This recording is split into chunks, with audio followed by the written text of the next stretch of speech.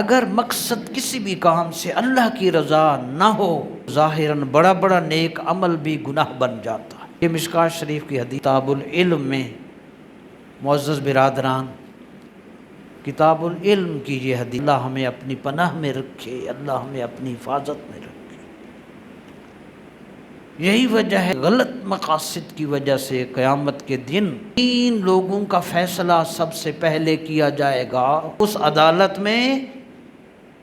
حضور نے ارشاد فرمایا اول الناس یقضی علیہ یوم القیامہ، سب سے پہلے 3 لوگوں کا فیصلہ کیا جائے گا اور ان کو القی فی النار، اور ان تینوں کو دوزخ میں ڈال دیا جائے گا۔ نمبر 1 فرمایا ریاکار اور شہرت کے لیے شہید ہونے والا۔